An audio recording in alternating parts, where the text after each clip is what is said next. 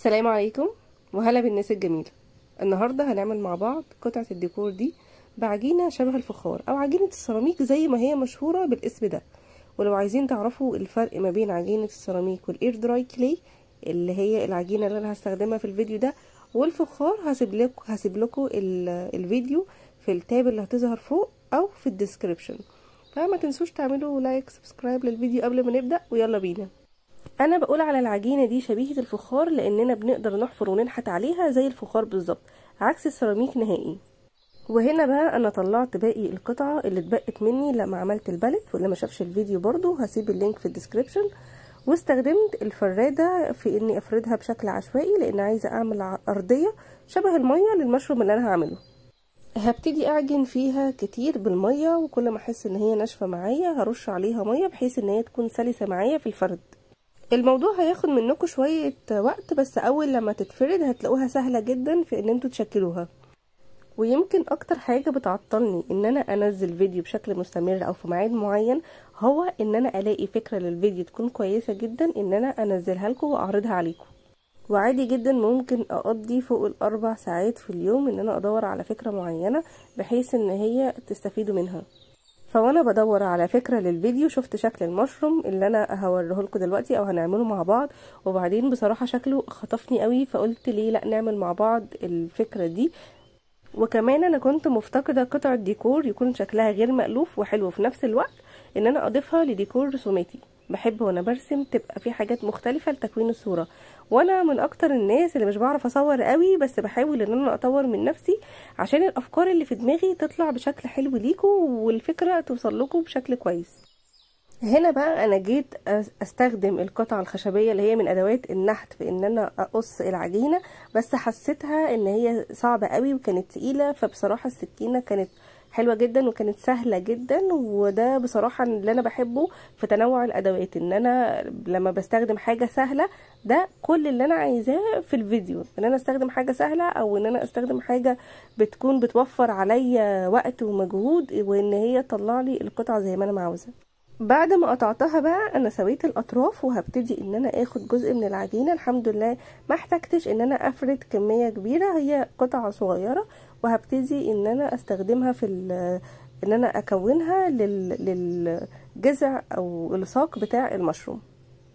وطبعا excuse my voice، انا كنت عايزه اقول لكم كده من اول الفيديو، ولكن يعني على ما افتكرت وعكه صحيه بسيطه خلتني يعني الصوت في ذمة الله، بس بإذن الله هيرجع. فعلى ما يرجع برضو خلينا نكون مستمرين ان احنا ننزل فيديوهاتنا. وطبعا انتوا واخدين بالكم انا ايدي بقت عاملة ازاي، وعلشان بس اكون الصاج بتاع المشروم.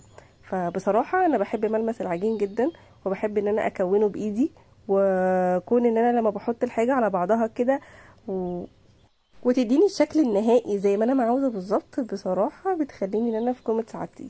هنا بقى اللي كانت مشكله معايا الكاب بتاع المشروم.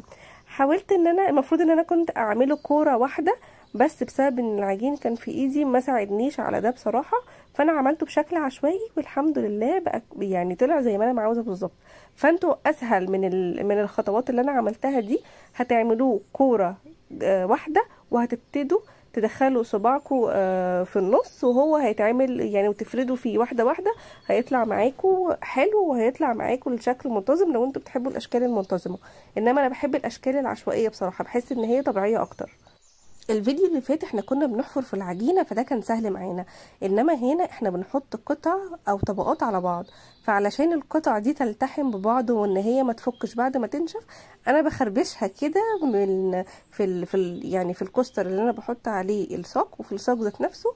وبجيب القطعه دي ممكن تستبدلوها بسكينه، ممكن تستبدلوها بايديكم، اهم حاجه ان انا الحم الاتنين في بعض ويبان ان هو طالع كشكل واحد.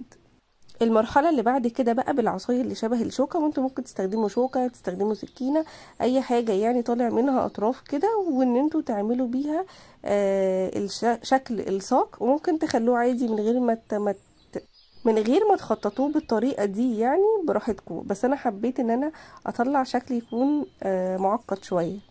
هنا بقى انا حسيت ان الكاب بتاع المشروم مش ماسك كويس في الصاج بتاعه، فانا كان عندي المسامير دي بتستخدم في الاكسسوارات، فانا حبيت ان انا امسك بيها الصاج بالكاب. خوفا من ان بعد ما ينشف خالص، وانا بصراحة مش هقدر اريسك في حاجة زي كده، بعد ما ينشف خالص ممكن الاتنين ما يكونوش مسكوا في بعض كويس، وممكن يفكوا ويتفكوا من الكوستر ذات نفسه. فحبيت ان زيادة تأكيد ان انا احط قطعة المسمار دي، هو بيستخدم في الهاند ميد في الاكسسوارات وكده، هو كان عندي، فانا حبيت ان انا اكد بيه بس ان زيادة تماسك بين الكاب وبين الساق. وبنفس الخطوات اللي انا عملتها في اول مشروم هعملها في تاني مشروم.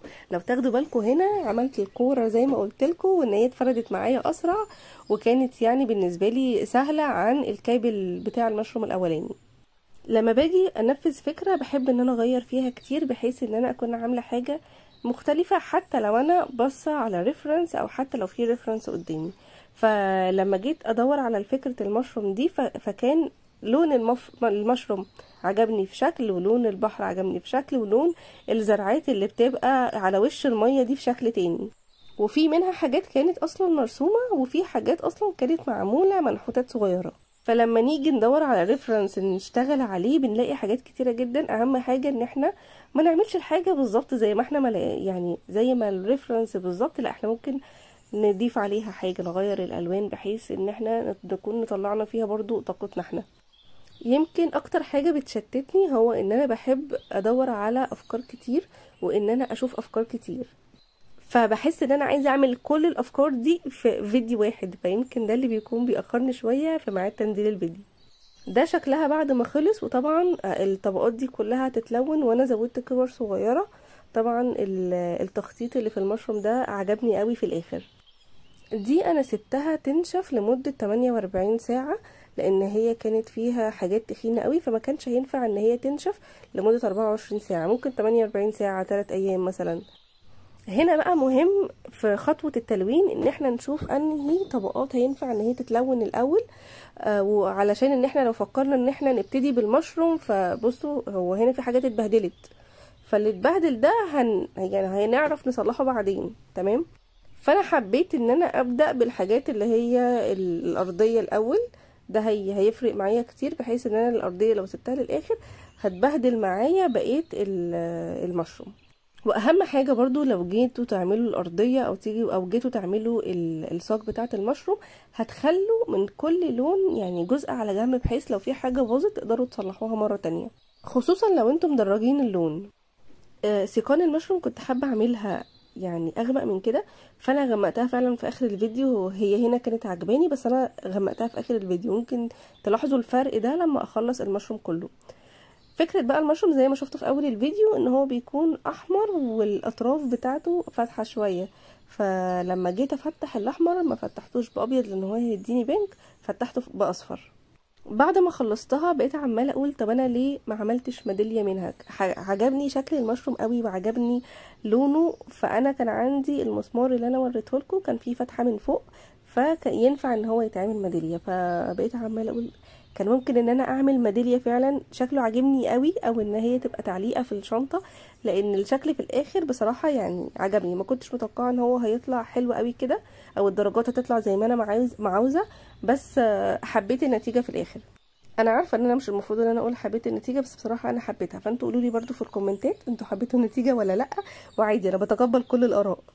تدريج الالوان مهم جدا، بحيث ان ما يكونش في فيصل ما بين اللون مثلا الاحمر والاصفر.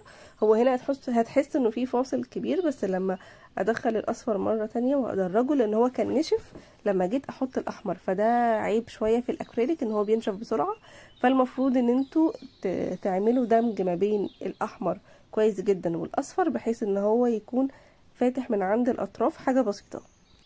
انا بحب الاكريليك جدا وبحب ارسم بيه جدا، لان انا بشوفه ان هو يعني احلى خامة. ممكن لو انتوا بتحبوا الدمج وبتحبوا اللاندسكيب، انا بحب جدا اللاندسكيب، خصوصا ان انا بحب ادمج الالوان ببعض. ففي ناس بتشوف انه عيب ان هو ينشف بسرعة، ده عيب قوي جدا، بس انا يعني مش عارفة، مش بحس ان هو عيب خالص. بحس ان دي طبيعة الالوان ان هو ينشف مش بالسرعة دي، ممكن برضو بتختلف ما بين نوع لون ولون. فانا شايفه ان الاكريليك من احلى الخامات اللي هي بتساعدك ان انتي تدمجي الالوان بشكل كويس، خصوصا لو انتي بتحبي دمج الالوان وتحطي اكتر من طبقه على اللوحه لحد ما توصلي للدرجه اللي انتي عاوزاها. انا بحب برضو الطريقه دي جدا. والاكريليك برضو من احسن الخامات اللي ممكن تلونوا بيها عجينة السيراميك او الفخار، بحيث ان هو حتى لو ما ورنشتهوش هو ما بيطلعش من العجينة او ما بيطلعش في الايد، غير الجواش لو استخدمناها في قطعة زي دي، لو انا فكرت ان انا امسكها فيما بعد او حتى مسكتها وقت طويل او حركتها، اللون بيطلع حتى لو حاجة سندت عليها. فما برجحش ابدا ان حد يستخدم الوان جواش في قطعة زي دي. يعني حتى لو هتورنشوها فهتضطروا ان انتوا تورنشوها بسبراي شفاف، ومش عارفة ممكن برضو السبراي يسيح الالوان شوية. فاحنا هنبعد عن النقطة دي، ولما نيجي نستخدم بقى للفخار او لاي قطعة تانية هنستخدم الوان اكريليك. انا القطعة دي ما ورنشتهاش بعد ما خلصت، حسيت ان هي مش محتاجة بصراحة، هي لمعة الالوان باينة فيها. بس لو انا حبيت اورنش القطعة دي مش هورنشها بورنيش مائي زي قطعة الباليت في الفيديو اللي فات، وهجيب لها ورنيش شفاف من عند الموان. بحب بصراحة الورنيش ده جدا، بيكون سبراي وبيكون درجة اللمعان بتاعته قوية جدا. ما كنتش حابة اسيب الارضية لبني كده بس، فعملت لها رطشات بالابيض كأن هي لمعة، وبعد كده كانت الكبات بتاعة المشروم خلصت او نشفت، فانا رجعت اعمل لها الشكل بتاع الابيض في الاخر. الشكل عجبني، هستنى رايكم في الكومنتات تقولوا لي عجبكم ولا لا. ولو عندكم افكار جديده بليز ما تبخلوش عليا واكتبوا لي افكار، انا فعلا بدور على الافكار اللي انتم محتاجينها. فلو في فكره صغيره عادي ممكن تكتبوها لي في الكومنتات، ولو في فكره محتاجه مناقشات يعني ممكن تبعتولي على الانستجرام، هسيب اللينك هنا في الفيديو في الديسكريبشن. وبس كده، ودي القطعة لما خلصت. يمكن دي اول مرة ان انا استخدم العجينة دي في ان انا اعمل حاجة منحوتة، كل مرة بستخدمها ان انا اعمل باليت ليا، فبصراحة مبسوطة جدا من النتيجة. هستنى رأيكم في الكومنتات. سلام.